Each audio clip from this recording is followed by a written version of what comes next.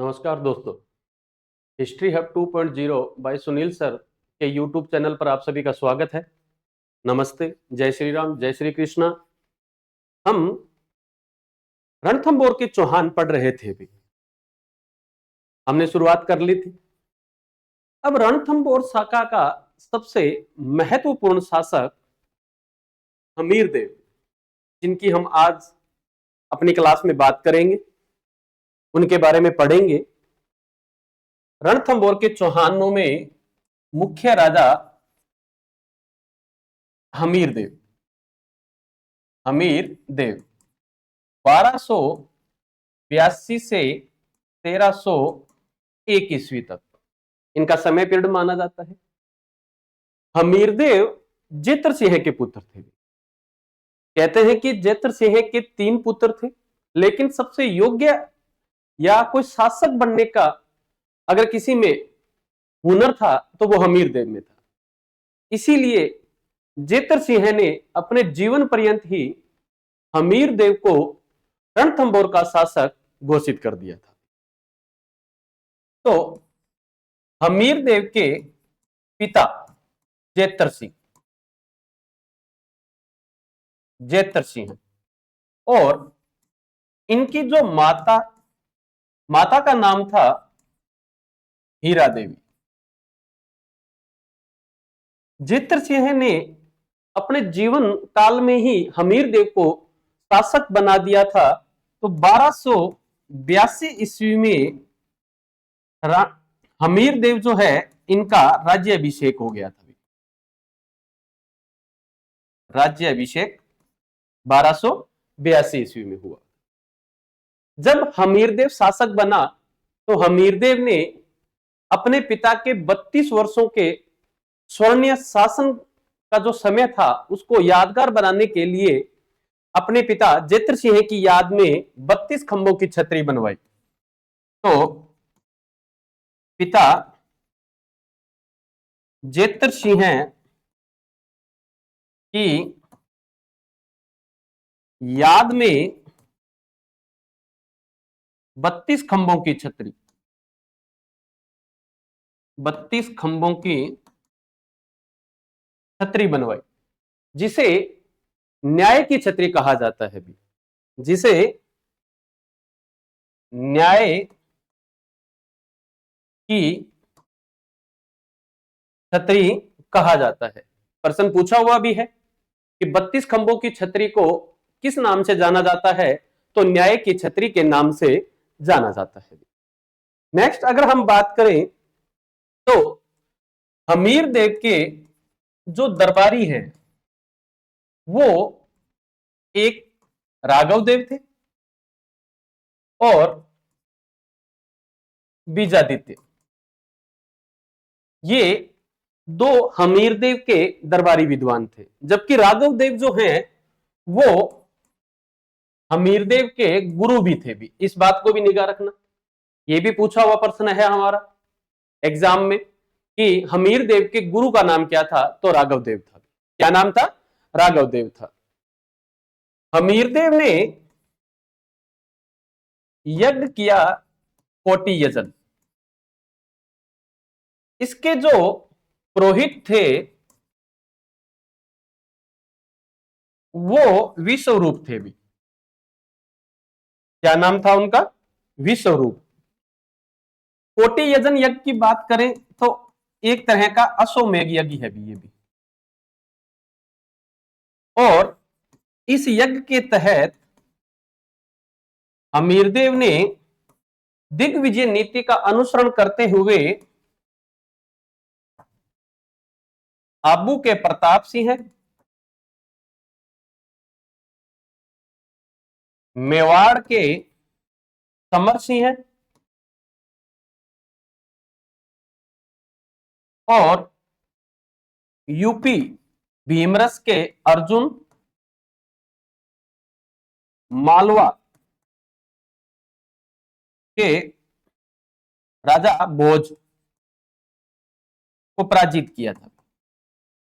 तो दिग्विजय नीति के अनुसरण करते हुए ये कहते हैं कि इन 4 क्षेत्रों की तो हमें जानकारी मिलती है। भी हमीरदेव ने अपने जीवन काल में कुल 17 युद्ध किए और उन 17 युद्ध में से 16 युद्ध का क्या है, विजेता माना जाता है। तो हमीरदेव ने अपने जीवन काल में कितने युद्ध किए, 17, और 17 में से जीता कितने युद्ध के अंदर है, 16 युद्ध का क्या है, विजेता था भी। अब हम बात करते हैं कि रणथंबोर के शासक हमीरदेव के समकालीन दिल्ली सल्तनत का या दिल्ली सल्तनत की गद्दी पर खिलजी वंश का शासन होता है भी। तो एक तरफ हम बात करें तो हमीरदेव जो हैं ये रणथंबोर के शासक हैं और दिल्ली पर इस समय एक नया राजवंश स्थापित होता है, खिलजी, और खिलजी वंश का शासक था जलालुद्दीन खिलजी। जलालुद्दीन खिलजी। अब दिल्ली सल्तनत के शासक जलालुद्दीन खिलजी ने रणथंबोर पर 2 बार आक्रमण किया था। जलालुद्दीन खिलजी का रणथंबोर पर 2 बार आक्रमण है, 2 बार आक्रमण। एक 1290 में किया और दूसरे टाइम या दूसरी बार 1292 ईस्वी में जलालुद्दीन खिलजी के द्वारा रणथंबोर पर आक्रमण किया गया।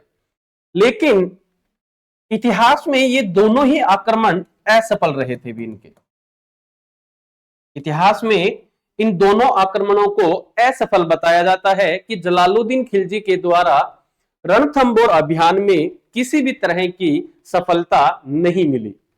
लेकिन इस अभियान के दौरान हमीरदेव का एक सेनापति था भी जो काम आ गया और उसका नाम था गुरदास सैनी। क्या नाम था? गुरदास सैनी। इसी समय जलालुद्दीन खिलजी का एक सेनापति था जिसका नाम है मोहम्मद अहमद चाप। इस मोहम्मद अहमद चाप ने जलालुद्दीन खिलजी से रणथंबोर किले के नहीं जीतने के कारण पूछे कि साहब आप जीत क्यों नहीं पाए, शहंशाह बताओ। तो जलालुद्दीन खिलजी ने अपनी कायरता को छुपाने के लिए वो कहता है कि ऐसे 10 किले तो मैं मुसलमानों के एक बाल के बराबर नहीं समझता। भाई अपनी कायरता को छुपाने के लिए इसने ये बात बोल दी। वही कहानी अंगूर खट्टे हैं लोमड़ी वाले, कि जब वो अंगूर को प्राप्त नहीं कर पाई तो आखिर में उस स्टोरी में यही बताया जाता है कि अंगूर खट्टे हैं, चाहे मीठे हो, कितने भी कुछ हो। तो उसी तरह से जलालुद्दीन खिलजी ने भी अपनी कायरता या अपनी नाकामी को छुपाने के लिए यह कहता है कि ऐसे 10 किले तो मैं मुसलमानों के एक बाल के बराबर भी नहीं समझता। इसी समय दौरान दिल्ली सल्तनत पर जलालुद्दीन खिलजी के बाद यहां का शासक बनता है अलाउद्दीन खिलजी। कौन बनता है? अलाउद्दीन खिलजी। तो हमारे राजस्थान में रणथंबोर का जो शासक था हमीरदेव, और इसी समय दिल्ली की गद्दी पर अगला जो खिलजी शासक था उसका नाम था अलाउद्दीन खिलजी। अलाउद्दीन खिलजी 1296 में ये दिल्ली सल्तनत का शासक बनता है भी, क्योंकि ये जलालुद्दीन खिलजी का भतीजा भी है और उसका जवाई भी है, दोनों ही नाते थे भी। अलाउद्दीन खिलजी जो है जब यहां का शासक बना उसी समय दिल्ली पर लगातार मंगोलों के आक्रमण हो रहे थे भी। किसके आक्रमण हो रहे थे? मंगोलों के। क्योंकि इनसे पहले जो दिल्ली के शासक थे उनका नाम था जलालुद्दीन। जलालुद्दीन ने 1296 ईस्वी में मंगोलों को युद्ध में पराजित कर दिया। तो कहते हैं कि भागती हुई मंगोलों की सेना से कुछ जो सैनिक थे उनको गिरफ्तार करके बंदी बना लिया गया और उन्हें यह कहा गया कि या तो आप मुस्लिम धर्म कबूल कर लो, अन्यथा आपकी हत्या कर दी जाएगी यहां पे। तो उन मंगोलों ने मुस्लिम धर्म क्या है कबूल कर लिया और उन्हीं मंगोलों को बाद में नव मुसलमान के नाम से जाना गया यहां पे। तो उन मंगोलों में से दो सेनापति अलाउद्दीन खिलजी की सेना में थे। एक का नाम तो था मोहम्मद शाह और एक का नाम था केहेब्रू।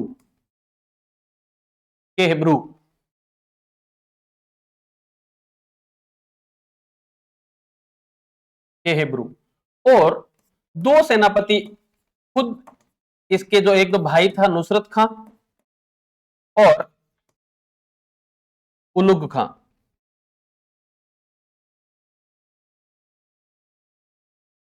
ये अलाउद्दीन खिलजी के मुख्य सेनापति थे। अलाउद्दीन खिलजी को इस बात का पता था कि मंगोलों के बार बार आक्रमण हो रहे हैं, हो सकता है कि बाद में भी करें, तो क्यों न मैं भी अपनी सुरक्षा के लिए कोई ऐसा स्थान ढूंढ लूं कि मंगोलों से बचने के लिए अगर मुझे भागना पड़े तो शरण स्थली के रूप में मेरे पास कोई ऐसी जगह हो जहां मैं छुप सकूं जाके।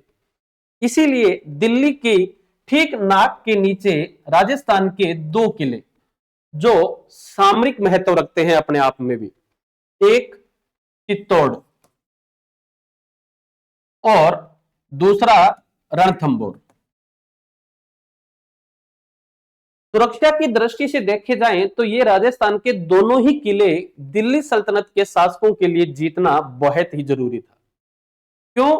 क्योंकि साउथ इंडिया दक्षिणी भारत पर शासन करने के लिए एक मीडिएटर के रूप में या हम कहें कि एक मिडिल स्थान के रूप में ये दोनों ही किले अपना अपना महत्व रखते थे। इसीलिए अलाउद्दीन खिलजी रणथंभौर किले पर क्या है अभियान करता है, लेकिन अलाउद्दीन खिलजी के रणथंभौर किले पर आक्रमण के कारण भी तो है कि किस वजह से उसने रणथंभौर के किले पर आक्रमण किया। तो हम उन कारणों की व्याख्या करते हैं भी। तो कहते हैं कि अलाउद्दीन खिलजी ने अपने इन चारों सेनापतियों को गुजरात भेजा था। भी गुजरात में एक ऐसा मंदिर जिसे बार बार लूटा गया है धन संपदा की मजबूत शाखा को लेकर, सोमनाथ। क्या नाम है? सोमनाथ। तो इन चारों सेनापतियों के नेतृत्व में अलाउद्दीन खिलजी के द्वारा 1299 में गुजरात अभियान किया गया। कब? 1299 ईस्वी में गुजरात अभियान के दौरान इन चारों सेनापतियों ने सोमनाथ मंदिर को लूटा और मंदिर को लूटने के बाद जब ये वापस लौट रहे थे तो जब इन्होंने कहीं रुके हुए थे तो वहां रुकने के बाद उस लूटी गई धन संपदा के बंटवारे को लेकर आपसी संघर्ष हो जाता है, क्योंकि उन लूटी हुई संपत्ति में से मोहम्मद शाह और केहेब्रू को कम मात्रा में उनका हिस्सा दिया गया। तो इन दोनों ने शायद सोचा कि शायद हम नए मुसलमान हैं इसलिए शायद हमें कम दिया गया है, या अलाउद्दीन खिलजी हम पे कम विश्वास करता है इसलिए लूटी गई धन संपदा में से हमें कम पैसे दिए हैं। मतलब खुद वालों को 100 रुपए, हमारे वालों को 50 रुपए, या खुद वालों को लाख रुपए, हमारों को 50,000 रुपए दिए गए हैं। तो ये कहते हैं कि इन दोनों ने भी अपने हिस्से की संपत्ति वापस लौटाते हुए, और ये दोनों के दोनों सेनापति यहां बीच रास्ते से किसके दरबार में आ गए? हमीर देव के। तो हमीर देव के दरबार में दो सेनापति पहुंच गए, मोहम्मद शाह और केहेब्रू। अब मोहम्मद शाह के दरबार में आकर इन्होंने पूरी बात बताई तो मोहम्मद शाह ने कहा कि कोई बात नहीं, आप आराम से बैठिए, हम आपकी सुरक्षा का जो भार है, यहां हम आपकी सुरक्षा का क्या है आपको वचन देते हैं कि आपके ऊपर आंच भी नहीं आएगी। तो इस बात का पता अलाउद्दीन खिलजी को चला कि भी मेरे दोनों सेनापति भागकर हमीर देव के पास चले गए। एक कारण तो हो गया ये कि गुजरात अभियान में लूटी गई संपत्ति के बंटवारे को लेकर आपस में क्या था, विवाद था, इस वजह से दोनों यहां आए। लेकिन चंद्रशेखर का ग्रंथ है, उस चंद्रशेखर के ग्रंथ में यह बताया गया है कि अलाउद्दीन खिलजी की एक मराठा बेगम थी और उस मराठा बेगम का नाम था चिमना। चिमना और मोहम्मद शाह, इन दोनों के बीच में प्रेम संबंध था, मतलब गुटर मुटर चल रही थी दोनों के आपस में। और इस बात का पता अलाउद्दीन खिलजी को चल गया और इधर से मोहम्मद शाह को भी पता चल गया कि हमारे दोनों के बीच की अफेयरिंग जो है, लव जो है, उसके बारे में अलाउद्दीन खिलजी को पता चल गया। अगर मैं यहां रुका तो शाम तक अलाउद्दीन खिलजी मेरी बुझी बना देगा यहां पे। तो उसी डर के मारे मोहम्मद शाह कहते हैं कि यहां से भागकर हमीर देव की शरण में चला गया, क्योंकि हमीर देव को इतिहास में हट या हटीला राजा कहा जाता है। जो आज आप कमेंट पढ़ते हो ना सलमान खान का कि एक बार कमेंटमेंट कर दी तो फिर मैं अपने आप की नहीं सुनती, सेम पोजीशन है आज से हजारों साल पहले हमीर देव के बारे में। हमीर देव भी यही कहता था कि हमने एक बार जो कह दिया सो कह दिया, उसके बाद मैं अपने आप की भी नहीं सुनता हूं, सीधी सी कहानी है। तो ये एक मुख्य रीजन था। दूसरा, अगर हम देखें तो सामरिक महत्व, सामरिक महत्व, क्योंकि रणथंबोर का किला और चित्तौड़ का किला सामरिक महत्व रखता है भी। और तीसरा जो कारण है वो है साम्राज्य विस्तार, क्योंकि दिल्ली सल्तनत की गद्दी पर अगर किसी को शासन करना है तो उनको यह पता था कि राजस्थान के इन 2 किलों पर अधिकार होना बेहद जरूरी है, क्योंकि अगर ये 2 किले जीतेंगे तो हम साउथ इंडिया को फतेह कर पाएंगे, तो ही हम साउथ इंडिया को जीत पाएंगे या उस पर शासन कर पाएंगे, अन्यथा दक्षिण की ओर झांकना भी हमारे लिए क्या है, अपराध है यहां पे। तो इन 3 कारणों की वजह से अलाउद्दीन खिलजी ने रणथंबोर पर आक्रमण किया 1299 1301 ईस्वी के अंदर। तो अलाउद्दीन खिलजी यहां कब पहुंचा, 1301 ईस्वी के अंदर। अलाउद्दीन नहीं आता है यहां, अलाउद्दीन के सेनापति आए थे भी, 2 तो यही हैं। चलिए अगले पेज पे देखते हैं। सेनापति, सेनापति एक तरफ हम बात करते हैं अमीर के सेनापति। अमीर के सेनापति जो थे वो थे भीम सिंह और धर्म सिंह। और अलाउद्दीन के जो सेनापति थे, अलाउद्दीन खिलजी, एक उलुग खां, नुसरत खां, जफर अलग खां, इन मुख्य मुख्य 3 सेनापतियों के नाम याद रखना, क्योंकि अलाउद्दीन खिलजी स्वयं नहीं आता है, पहले पहले अपने इन 3 सेनापतियों के नेतृत्व में सेना भेजता है। और इधर से हमीरदेव जी जो थे, हमीरदेव भी कोटि यजन यज्ञ के अंदर क्या है, मौन व्रत धारण किया हुआ था और ये अपने 2 सेनापति भीम सिंह और धर्म सिंह को युद्ध के लिए भेजता है। और इस अभियान में 2 सेनापति मारे जाते हैं, इधर से तो भीम सिंह मारा गया और इधर से नुसरत खां मारा गया, ये दोनों मारे गए। जब ये दोनों मारे गए, क्योंकि भीम सिंह का तो एग्जाम की दृष्टि से नहीं पूछा हुआ है कभी भी, लेकिन नुसरत खां काफी बार पूछा हुआ है एग्जाम में कि रणथंबोर अभियान में अलाउद्दीन खिलजी के किस सेनापति की मृत्यु हो गई थी, तो नुसरत खां की हो गई थी। किसकी हो गई थी, नुसरत खां की हो गई थी, याद रहे इस बात को भी हमारे। अब अलाउद्दीन खिलजी स्वयं आता है यहाँ रणथंबोर के अभियान के लिए, और रणथंबोर अभियान के लिए आता है तो यह कहा जाता है कि इसने पड़ाव डाल रखा था यहां पर अलाउद्दीन खिलजी ने। और अंदर कौन बैठा है, अमीर। अलाउद्दीन खिलजी को पता था कि इस किले को सीधे नहीं जीता जा सकता, क्योंकि रणथंभौर का जो सामरिक महत्व कह दो या उसकी जो परिस्थितियां थी वो इतनी ज्यादा विचित्र थी कि हर कोई वहां पहुंचना या हर किसी के वहां पहुंचने की कल्पना नाम मात्र की थी भी, क्योंकि रणथंभौर का किला सुरक्षा की दृष्टि से महत्वपूर्ण था भी, बिल्कुल एकदम पहाड़ी के एकदम तीखी पहाड़ी पर बना हुआ था। ऊपर तक रास्ता जो जाने का था बिल्कुल संकड़ा था, मतलब कि एक या दो घोड़े बराबर में निकल सकते हैं, तीसरे घोड़े को निकलने की जगह नहीं थी, इतना संकड़ा रास्ता था। तो अलाउद्दीन खिलजी को इस बात का अनुभव था कि रणथंभौर के किले को जीतने के लिए कोई और चाल चलनी पड़ेगी, क्योंकि लिच्चड़पने में तो सल्तनत काल के तुर्क बिल्कुल गिरे हुए थे भी। जितना ज्यादा गिरने की प्रवृत्ति सल्तनत के तुर्कों में थी शायद और किसी में नहीं थी, क्योंकि हमारे वाले तो लड़ना जानते थे, मरना ही जानते थे, लड़ना जानते ही नहीं थे कि भी चालाकी क्या होती है। तो अलाउद्दीन खिलजी ने हमीरदेव के पास संधि का प्रस्ताव भेजा। साहब मैं आपके साथ संधि करना चाहता हूं। तो हमीरदेव को भी लगा कि यार चलो कुछ नरम पड़ गया है तो क्यों ना इसके साथ संधि कर ली जाए। तो ये कहते हैं कि हमीरदेव ने अपने दो सेनापति भेजे यहां से, एक का नाम रणमल और एक का नाम रतिपाल। ये दो सेनापति अलाउद्दीन खिलजी के साथ हमीरदेव की तरफ से संधि करने के लिए आए। संधि करने के लिए आए तो अलाउद्दीन खिलजी वही अपना चालाकी वाला जो स्वरूप था, या हम कहें कि लिचड़पने की जो हद थी वो पूर्णतः शर्मसार थी एकदम से। उसने आते ही दोनों सेनापतियों को बोला कि क्या आपके मन में बिल्कुल भी इच्छा नहीं होती कि भी आप भी राजा बनो।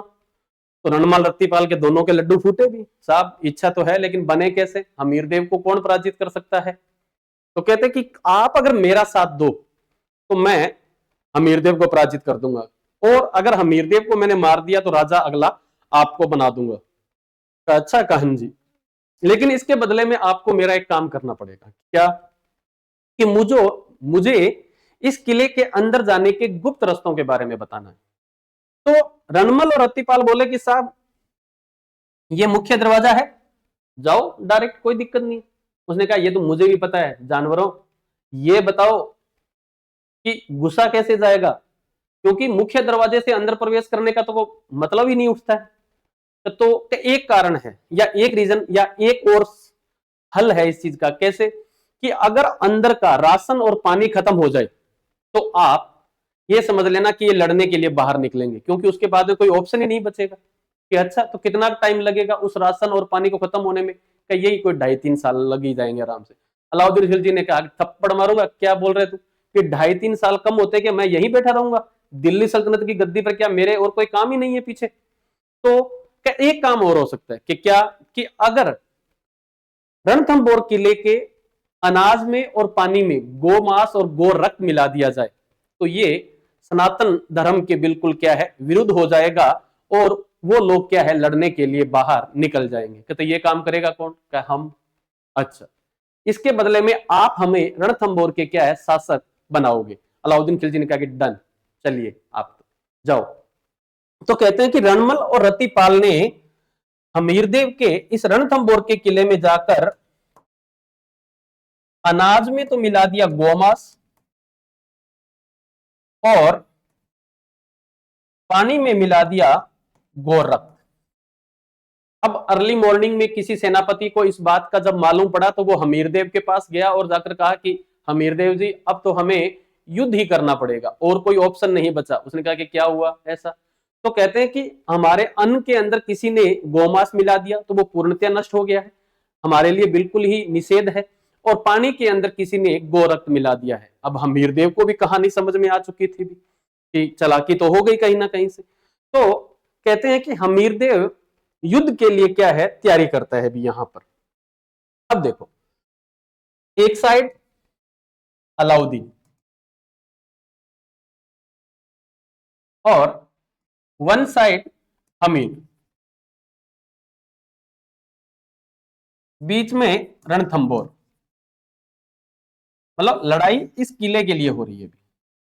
इसका शासक कौन है? हमीरदेव। जीतना कौन चाहता है? अलाउद्दीन खिलजी। हमीरदेव को अब समझ में था कि हाँ अब लड़ना ही पड़ेगा, इसीलिए राजस्थान का प्रथम साका 1301 रणथंबोर में साका होता है भी। रणथंबोर में क्या होता है? साका। साका दो रीजन होते हैं, इसमें दो पार्ट होते हैं, उन दो पार्टों के संपूर्ण होने के बाद यह साका कहलाता है। एक जोहर और दूसरा केसरिया।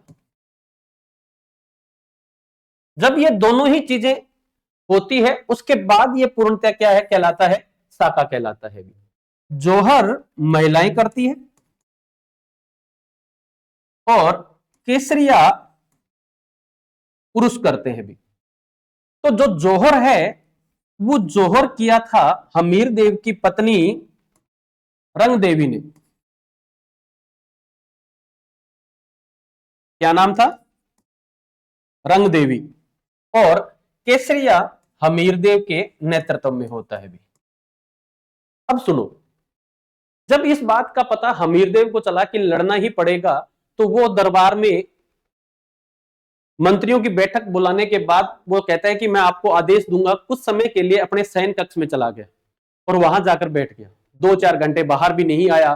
तो उसकी रानी कहते हैं कि पूजा पाठ करके जब वापस महलों की ओर आ रही थी तो सेनापति ने कहा कि अलाउद्दीन खिलजी की सेना बाहर खड़ी है, हमें युद्ध की तैयारी करनी है, लेकिन राजा का कोई आदेश नहीं, इसलिए तैयारी होने के बावजूद भी न के बराबर है। तो क्या बात का राजा जी को गए हुए 2 से 4-5 घंटे हो गए, लेकिन वो बाहर आने का नाम ही नहीं ले रहे। अब रंग देवी हमीरदेव के पास गई और जाने के बाद शुरू हो गई वही महिलाओं की कहानियां कि अगर आपको नहीं लड़ना है तो आप मेरी चूड़ी पहन लो, आप तो बिल्कुल ही नामर्द हो। ये मतलब खूब सुनाई उसको खरी खोटी, ना सुनाने वाली बातें भी बोलती गई। तब हमीरदेव ने कहा कि कूल बेबी कूल, नो, बिल्कुल एकदम थोड़ा शांत हो। मुझे ये चिंता नहीं है कि अलाउद्दीन खिलजी के साथ मैं लड़ता हुआ मारा जाऊंगा या अलाउद्दीन खिलजी से मुझे डर लगता है। मुझे चिंता है मेरी पुत्री, क्योंकि हमीरदेव की पुत्री थी जिसका नाम क्या था? क्या नाम था उसका? हमीरदेव की पुत्री बताओ भी। हमीरदेव की पुत्री पदमला, तालाब के अंदर जिसने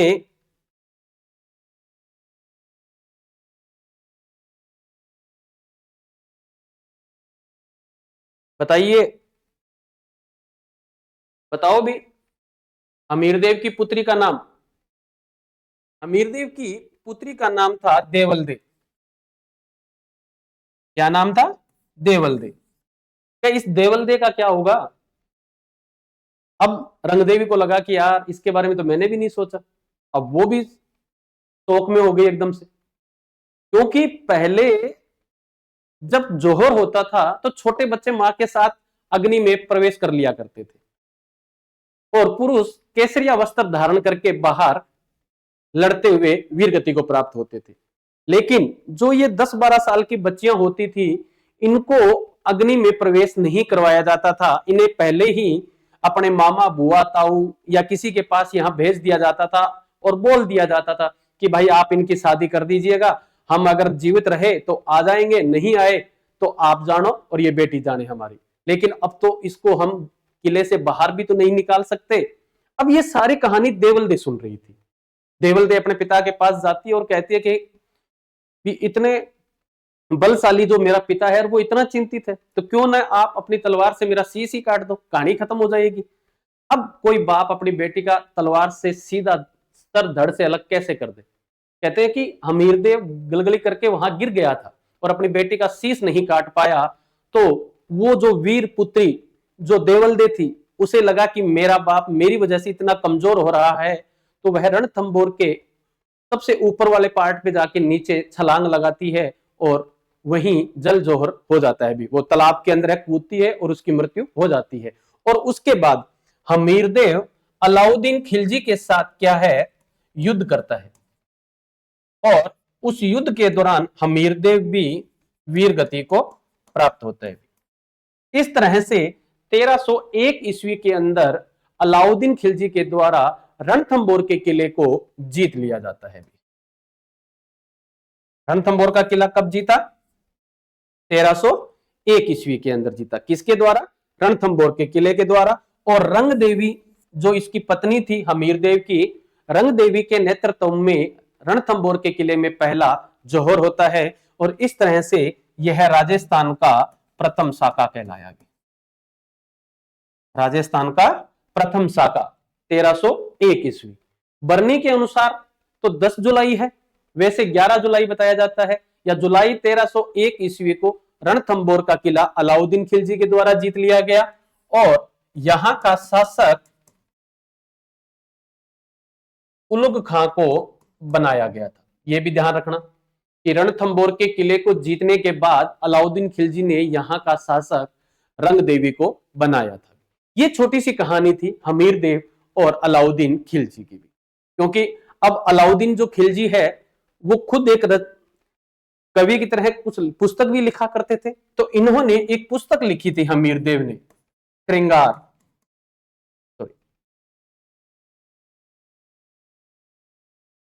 श्रृंगार क्या, कौन सी लिखी थी? श्रृंगार। तो याद रहे इनकी एक ये जो पुस्तक है वो भी हमारी श्रृंगार हार, सॉरी क्या नाम है, श्रृंगार हार। ये हमीरदेव के द्वारा रचित पुस्तक है और हमीरदेव से संबंधित जो ग्रंथ है जैसे नैनचंद्र सूरी, हमीर रासो, हमीर महाकाव्य, जोधराज और सारंगधर के द्वारा हमीर रासो हम पढ़ते ही है। यहां पर महेश का भी हमीर रासो, एक कैलाश चंद्र है यहां पर, क्या नाम है? कैलाश, अमृत कैलाश। अमृत कैलाश के द्वारा जिस ग्रंथ की रचना की गई वो था हमीर बंधन। कौन था? हमीर बंधन। तो इन पुस्तकों से भी हमें हमीर के बारे में जानकारी मिलती है। तो ये छोटी सी एक हमीर देव के द्वारा या हमीर देव के बारे में जो बातें थी भी जो हमने की। ये बहुत ही महत्वपूर्ण शासक है रणथंभौर के अंदर चौहान शासकों का। हमीर देव के बाद इस किले पर अलाउद्दीन का अधिकार हो जाता है पूर्णतया यहां पर, और 1301 ईस्वी में रणथंभौर के किले में साका होता है जो राजस्थान का प्रथम साका कहलाता है। धन्यवाद। मेरे चैनल को सब्सक्राइब करें और शेयर करें। आपका बहुत बहुत धन्यवाद।